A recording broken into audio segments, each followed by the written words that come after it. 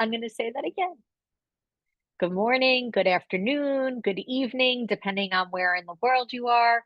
Welcome to today's fireside chat on 2025 HR strategy planning, wrapping up your 2024 strategy with the latest insights from Leapsome's research report.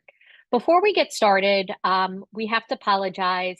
Unfortunately, one of our speakers, Luck Duchitra, has fallen ill and won't be able to join today's session. Not to worry, though, because Katerina and myself will continue the conversation. It will just be slightly abbreviated, given the fact that there's only two of us now. And we will certainly leave time for some Q&A at the end if you want. For those of you who don't know who Troop HR is, we are a professional community and educational platform for today's modern HR leaders. And of course, today we're joined by the amazing team at Leapsome. They're an all-in-one intelligent people enablement platform trusted by CEOs and HR teams at more than 1,500 forward-thinking companies such as Spotify, Monday.com, and Unity. They drive employee development, productivity, and engagement.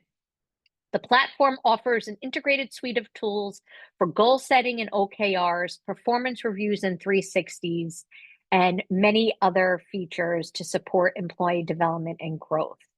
Before we jump into today's session, a little bit of background about our guest speaker, Katerina Arsova, who's the head of people and talent at Leapsome. Katerina is based in Leapsome's Berlin office. She joined their company to drive Leapsome's growth across EMEA and North America. In her current role, she is focused on driving and developing innovative people and talent strategies that foster a people-centric approach, supporting business objectives and driving a high-performing culture. Katerina holds a master's degree in HR management and entrepreneurship and a certification in executive leadership. One quick housekeeping note. If you have any questions, please enter them into chat. We're likely going to save those for the end of the session, but please don't be shy and feel free to enter all your questions in there, and we'll try to get to as many of them as possible. So with today's session, we're going to be diving into Leapsome's 2024 Workforce Trends Report. How people analytics are used to make smarter decisions, while upskilling your team in data literacy is a must, and ways to boost employee engagement even when budgets are tight. To kick things off, Katerina, I'd love to talk to you a little bit about how we can leverage these people analytics to build data-driven business cases and demonstrate HR's strategic impact, something that we often hear HR leaders saying that they get some pushback on that. So my first question for you is, how can HR professionals start integrating people analytics into strategic planning if they have not already begun? Thanks, Tracy. That's an excellent question, and also very happy and excited to be here. Thanks for the invite, and apologies on behalf of Luck, who couldn't join us today, but I know how happy and excited she was to join as well. To go back to the question, I think when it comes to people analytics, it's essential for HR professionals, especially if you're not, in essence, already using that and practicing, to be very aware of what data is available to you and how it aligns to the business objectives you have as a team, but also what are those objectives for the company. One of the findings in our workforce trend reports, which really struck me out, is that more than 60% of the HR professionals have reported struggling and having difficulties in gathering the data they need, gathering the people insights that could support the business cases for the HR programs that they want to run.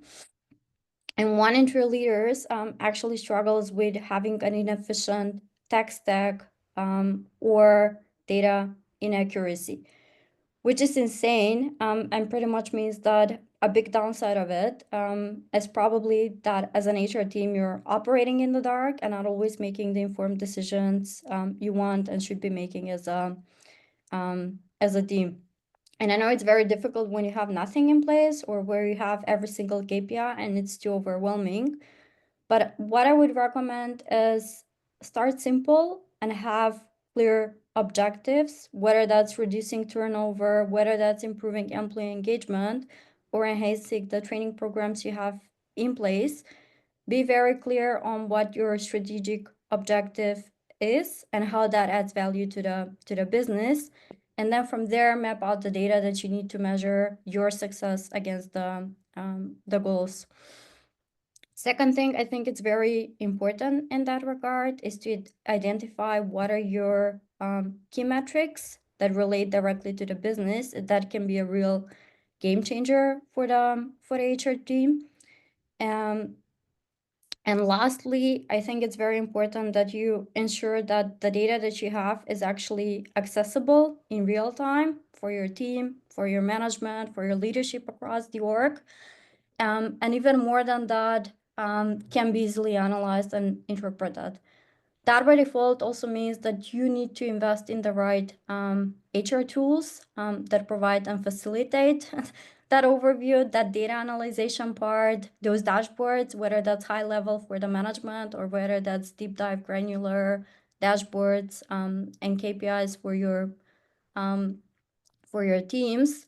And even better yet, ensure you either invest in either hiring the talent or upskilling the team that you have and ensure that they're able to work with the data, they're able to understand the data, know why it's important, and how it ties into the bigger picture and into the strategic objectives of the company. I mean that was great. Thank you. But as you were sort of concluding there, that's one of the things that I love about Leapsome's platform is that you have this ability to provide feedback and evaluate performance, but then you also have the tools to support that so that it's not just like empty words going out there, but there's actual training and education and content to support what those next steps are. So just kind of diving a little deeper there, what are some of the key metrics that you have found impactful using people analytics to influence your business outcomes? Quite a lot. We actually track a lot of those. And as I've mentioned, we do have high level dashboards and overview for the management. Usually they care just a couple of KPIs that are important depending on the context, the business need, and the strategy. And then we have the deep dive ones that are very much granular and going into the details for the teams. Overall, what we found very impactful and what we track and care about as the employee net promoter score, the employee engagement and satisfaction, the turnover rates, the performance ratings, all of those can be incredibly telling. And for example, by analyzing the NPS score, you can also predict potential retention issues before they even become an issue, and then act in advance and try to prevent or improve the situation depending on what's needed. From hiring perspective, we'll look at the fill rate. How are we passing against the targets? Are we hiring the people that we need by the time that we need them?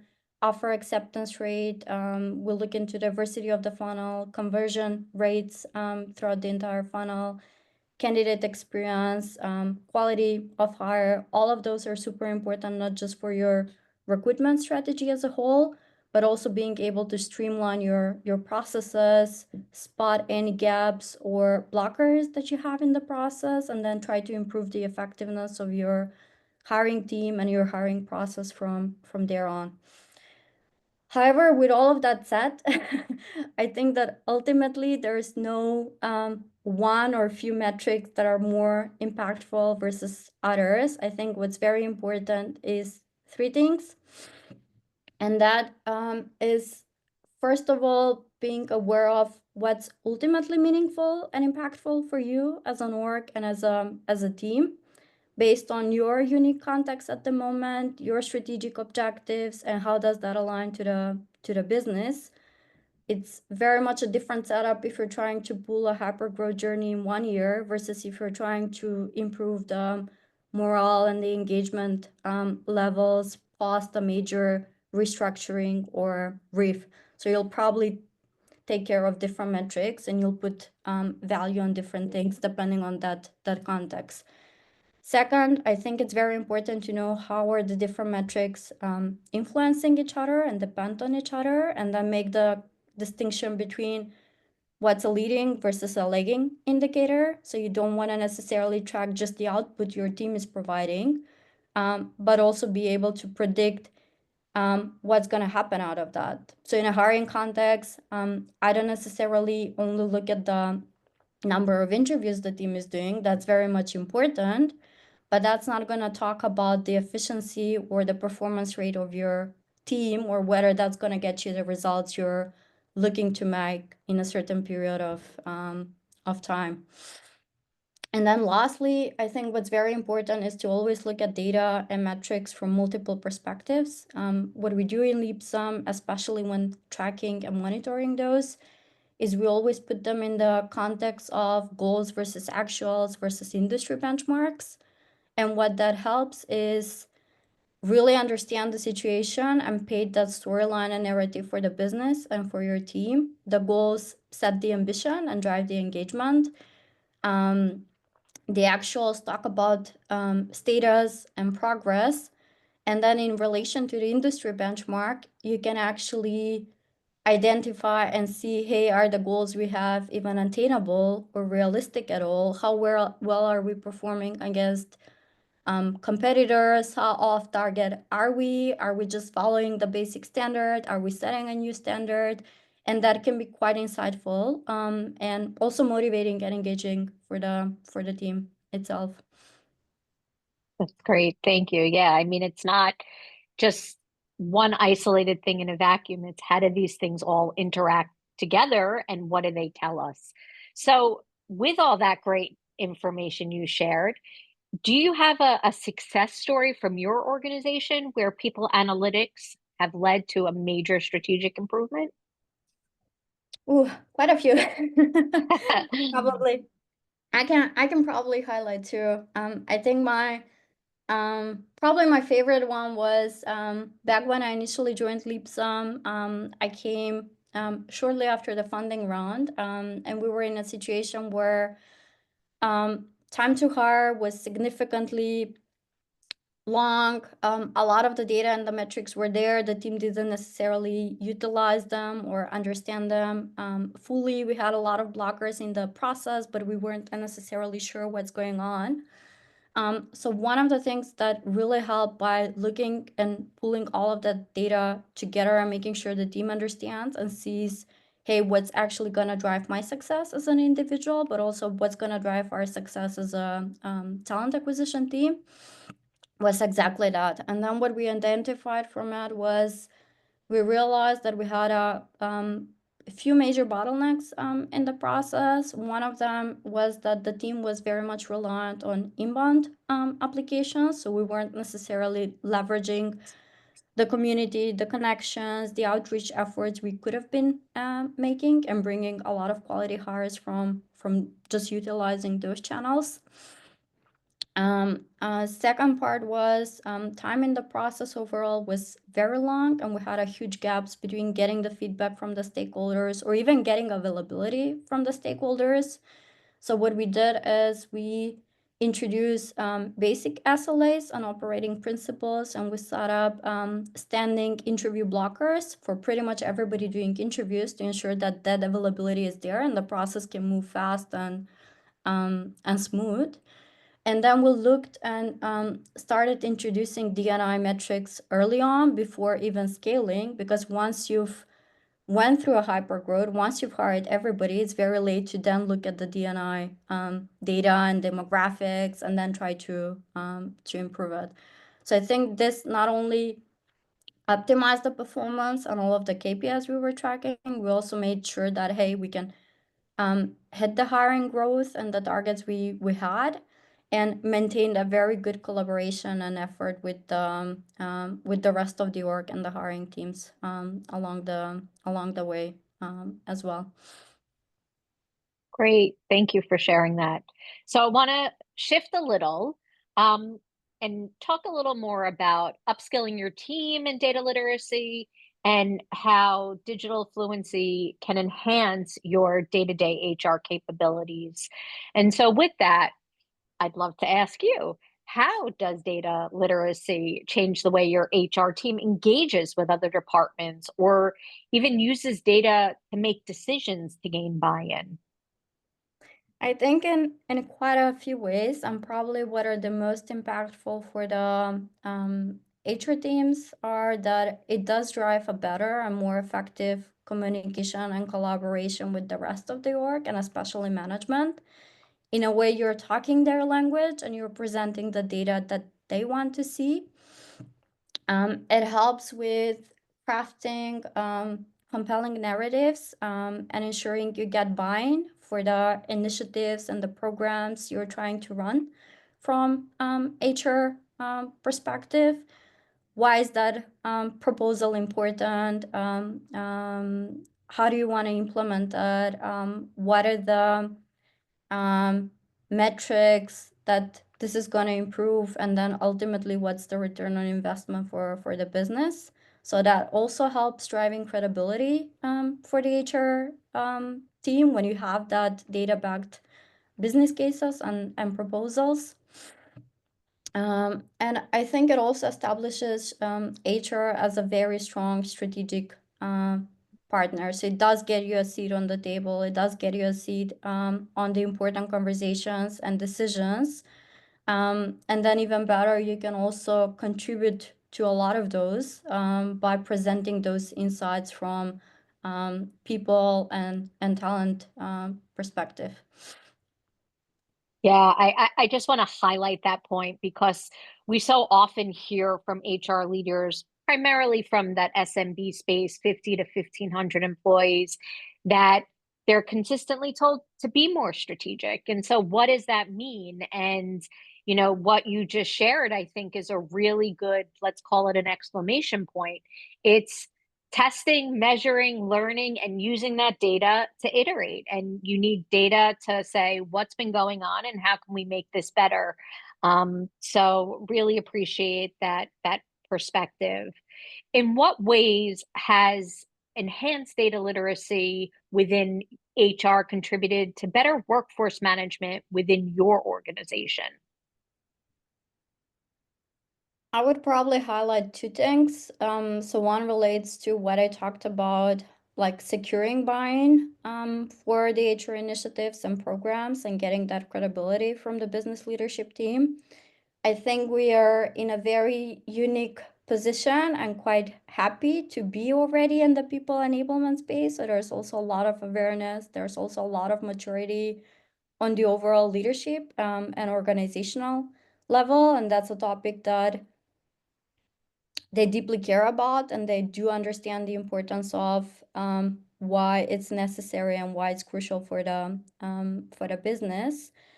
And second, it does position us as that strategic partner, and it does get us that seat on the table, versus being just perceived as a service function or administrative support for the business. You're actually there to drive impact, and you're there to enable the business be better and get the outcomes they're looking to get. So one tangible example, or maybe a few, I think we did have a lot of impact on the overall financial model and planning for the company and the budgeting. And this comes a lot through the talent strategy. It does come a lot from insights like prediction on turnover rates or skill shortages, and where do we see needs to either hire, or we see needs to potentially have a talent overflow, and then how do we go about it, and how do we solve it. And I think one very effective program we run from that, especially during the economic times right now, and kind of the very carefully optimistic approach on hiring, is putting a very solid internal mobility program that does provide a lot of career opportunities for the talent inside, and it keeps them engaged, and ultimately it retains them within the business. Um, I diving a little bit deeper into that, I was wondering if you can share a little bit about how you measure success of well-being programs to boost employee engagement, especially during these challenging economic times that we're living in here. So what we do is we do run plenty of surveys. We do a monthly pulse check survey. We do a quarterly engagement survey that's a bit more deep dive. And on both of those, actually, we do measure couple of questions and scores related to well-being and mental health overall, and kind of satisfaction from the programs that we already have in place. And then we also try to get input from the employees on what's actually valuable for them and what do they want to see in practice to inform the strategy and the planning for the next period of time. And then we did roll out a new program whereby what Lack and the team actually were working on very closely with was to measure the performance and the engagement levels before and after running the program, and then we saw a significant uptake in the scores and improvements after rolling out. So this gives you a very good idea of, hey, is the initiative working at all? Does it improve the key things you want to improve? And is it adopted and actually used by the employees? That's great. Thank you for sharing that. And of course, we'll be recirculating the link to Leapsome's full report where you can really get a deeper dive into some of these questions and the data to support the findings that Katerina has shared here today. If you're okay, Katerina, I'd love to jump into the chat to answer. I see there's a couple of questions in there. First up from Minnie. Can you please share how AI can inform and drive data, and how can HR professionals be on the forefront of it?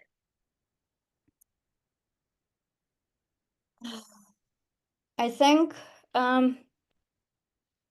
once again, it's very important what tools are you using and how you can leverage that. Once again, I think we're very lucky with the setup, especially with having Leapsome ourselves and having the AI functionality on top of it. So one very crucial area that's quite important for us, and that does take a lot of time and effort from the HR team, is the employee engagement, the feedback surveys, analyzing the data, analyzing all of the qualitative feedback. And what's super helpful and saved tremendously a lot of time and actually informed a lot of the decisions, prepared a lot of the input for the workshops we're running with each department plus the surveys, is exactly that. So not necessarily wasting the time to read and go into every single comment, but really finding a way that's effective, that summarizes and highlights the key positives, the key improvement areas, and then even suggest action points on what would be actionable that you focus on and drive either as a department or team or as a company at all, depending on the scope of the topic and how you can improve it from there. So very simple, and one of the areas where we significantly leverage AI, for example, within our setup. And I think there was a second point to the question, Tracy. Um, Nature I think, professional on the forefront of it. yeah, yeah. I think keep on investing in learning and development, like keep being in touch with what's out there, what are some of the key trends, what are some of the techniques or tools that the rest of the industry is using. Leverage your connections, leverage your communities, like see what other companies are doing, what your colleagues are doing, what they find useful. I think a lot of the community events and webinars like this actually help to share that knowledge and upskill yourself. And of course, there are official programs and trainings and plenty of courses that you can do either in person or online. And lastly, what we started doing at Leapsome is leveraging the knowledge and the skills we have within the company and trying to spread that. So we do monthly formats of what we call light bulb sessions, whereby one or several people that are highly skilled and advanced in that try to upskill and teach the rest of the company in certain topics that can improve their day-to-day or can significantly increase their productivity or efficiency.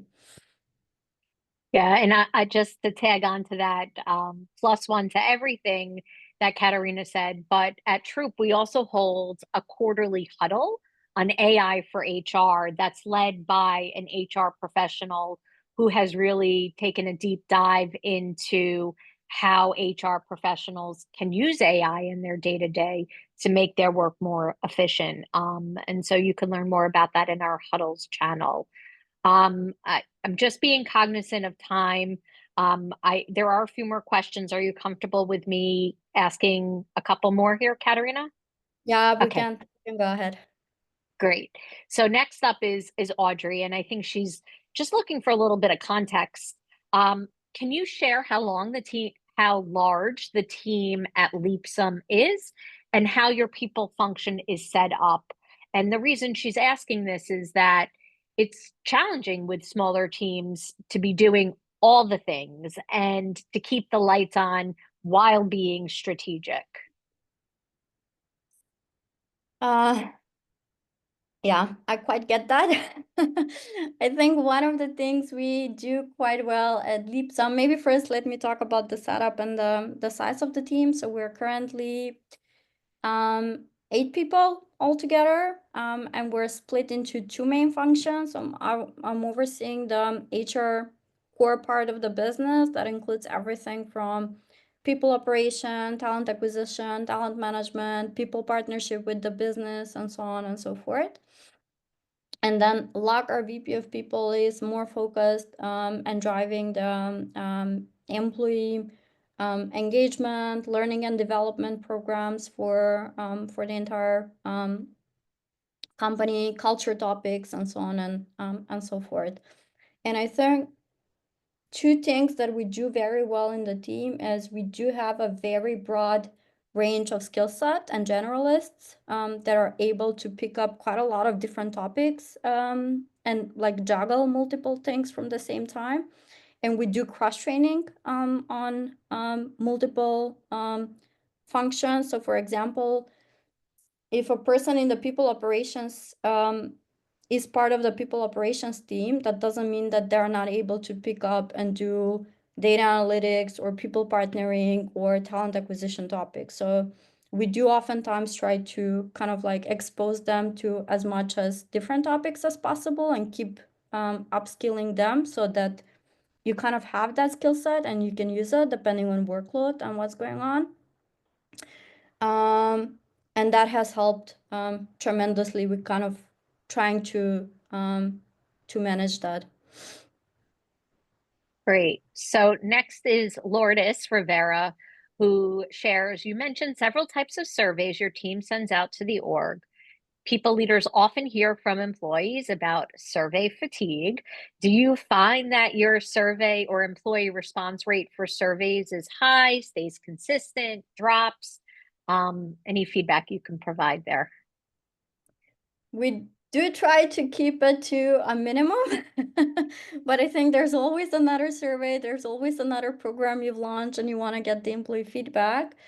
And what we've seen that really helps is providing as much context as you can to the employees, why you're running that survey, what is important, what's the outcome you want to drive from it, and ultimately presenting the results and talking through the actual action points or initiatives you're taking from there, and then be very much consistent with the comms of, hey, this was the outcome from the engagement survey, these were all of the improvement areas, this is what we as a leadership or this is what we as a PNC team will focus on and will take ownership and accountability for over the next 3 months, let's say.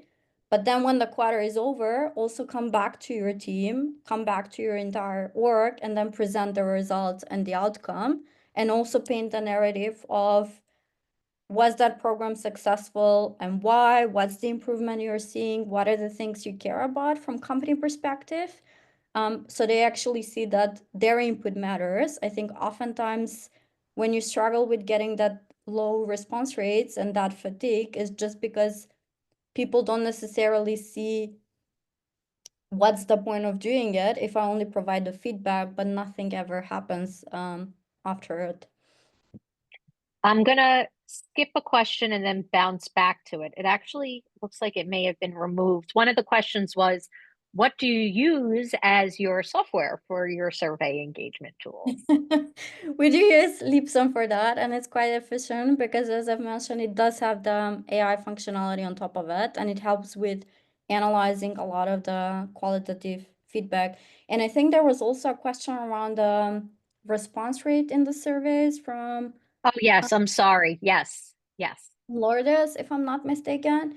So our benchmark is to try and keep that above 85%. I would say Wow. that in majority of the times we do meet that and we do kind of manage to hit it or overhit it. But we've also had times when that was around about 70%.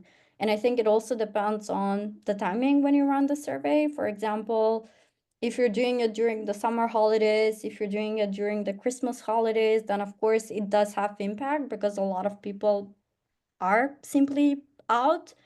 So we do try to time the surveys with periods of time when we kind of expect that the majority of the talent would be in and not on PTO or holidays and so on and so forth.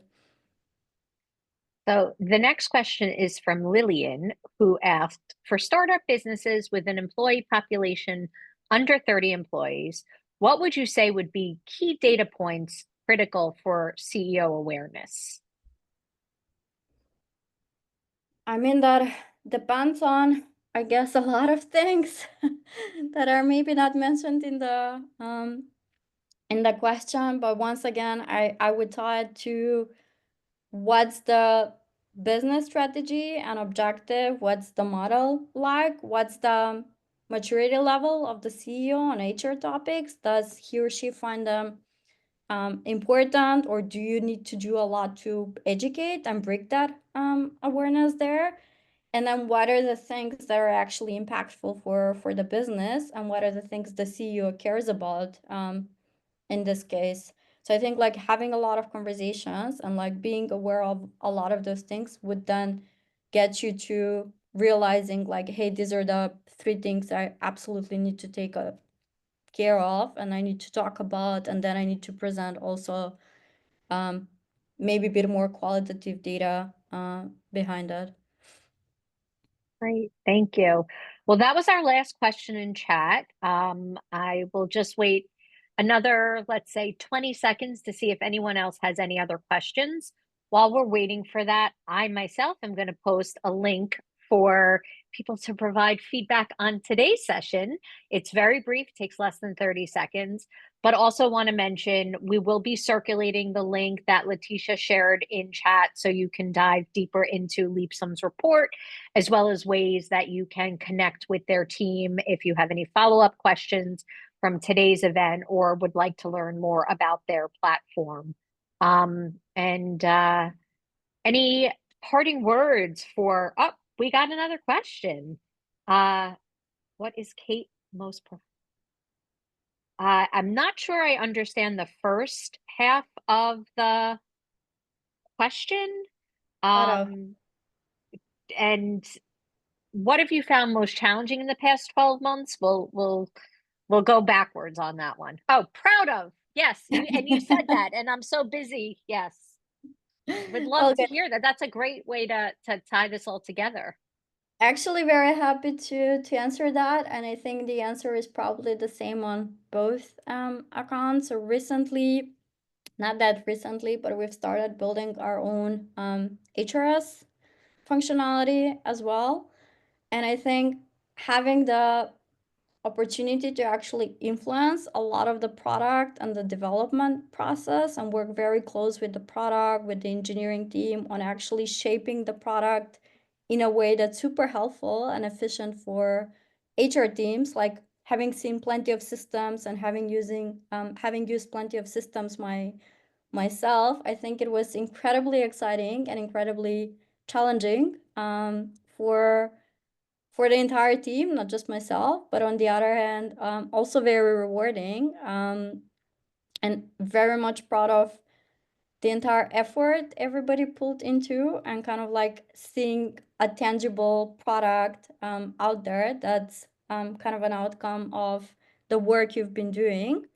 And even more so going beyond like your typical role in your company, because that's also something that's out there on the market for others to use and leverage, and probably a lot of more things, but I think this is my last favorite. Love it. Thank you for sharing that.